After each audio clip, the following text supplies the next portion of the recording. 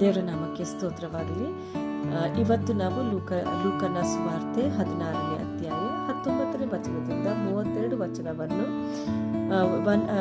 ವಚನದ ಮೇಲೆ ನಾವು ಮನನ ಮಾಡೋಣ. ಇಲ್ಲಿ ಯೇಸು ಸ್ವಾಮಿ ಒಂದು ಸಣ್ಣ ಕಥೆಯನ್ನು ಹೇಳ್ತಾರೆ. ಅದರಲ್ಲಿ ಆ ಕಥೆಯಲ್ಲಿ ಇಬ್ಬರು ವ್ಯಕ್ತಿಗಳಿದ್ದಾರೆ.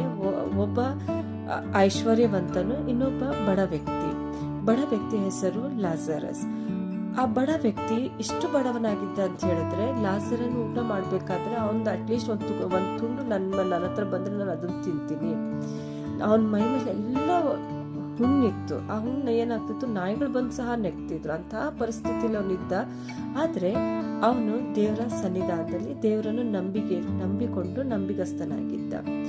ಅದೇ ಕಡೆ ಐಶ್ವರ್ಯವಂತನು ಎಲ್ಲಾ ಇತ್ತು ಅವನ ಹತ್ರ, ಆದ್ರೆ ಅವನು ಯಾವುದೇ ಕಾರಣಕ್ಕೂ ದೇವ್ರನ್ನೂ ನೆನೆಸ್ಲಿಲ್ಲ ಅಥವಾ ಬಡವರನ್ನು ಆತನು ನೆನೆಸ್ಲಿಲ್ಲ. ಒಂದ್ ದಿವಸ ಇಬ್ರು ಸತ್ರು. ಬಡ ವ್ಯಕ್ತಿ ದೇವರ ಸನ್ನಿಧಾನದಲ್ಲಿ ಹೋದ. ಐಶ್ವರ್ಯವಂತನು ದೇವರ ಸನ್ನಿಧಾನ ಅವನಿಗೆ ಸಿಗ್ಲಿಲ್ಲ.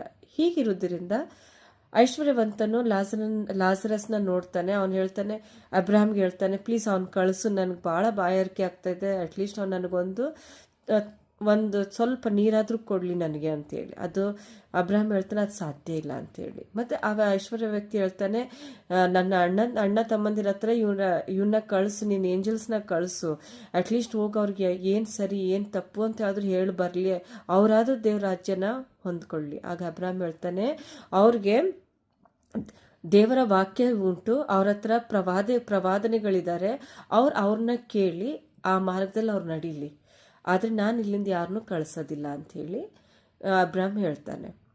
ಇದೇ ರೀತಿಯಲ್ಲಿ ಇವತ್ತು ದೇವರು ನಮಗೂ ಸಹ ಅದೇ ವಾರ್ನಿಂಗ್ ಮಾಡ್ತಾ ಇದ್ದಾನೆ. ದೇವ್ರು ನಮಗೆ ಏನು ಸರಿ ಏನು ತಪ್ಪು, ದೇವ್ರಿಗೆ ಯಾವ್ದು ಇಷ್ಟ ಏನು ಇಷ್ಟ ಇಲ್ಲ, ಯಾವ ಮಾರ್ಗದಲ್ಲಿ ನಡೆದ್ರೆ ದೇವ್ರು ನಮ್ಮನ್ನು ಪ್ರೀತಿ ಮಾಡ್ತಾನೆ, ಅದೆಲ್ಲ ದೇವ್ರು ನಮಗೆ ಸತ್ಯವೇದದಲ್ಲಿ ಕೊಟ್ಟಿದ್ದಾನೆ. ತನ್ನ ದೇವರ ಸೇವಕರ ಮೂಲಕ ನಮಗೆ ನೆನಪು ಮಾಡ್ತಾ ಇದ್ದಾನೆ. ಆದರೆ ನಾವು ಅದನ್ನು ಯಾವ ರೀತಿಯಲ್ಲಿ ಅನುಸರಿಸ್ತಾ ಇದ್ದೀವಿ ಅದು ನಮ್ಮ ಕಡೆ ಇದೆ.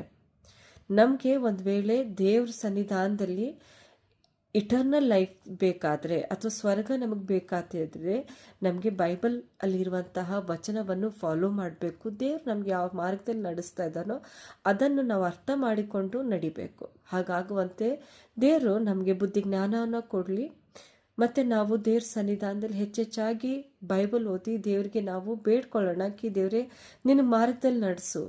ಈ ಲೌಕಿಕ ಜೀವನ ಮುಗಿದ ಮೇಲೆ ನಿನ್ನ ಸನ್ನಿಧಾನದಲ್ಲಿ ಬರುವಾಗ ನಾನು ನಿನ್ನ ಸನ್ನಿಧಾನದಲ್ಲಿ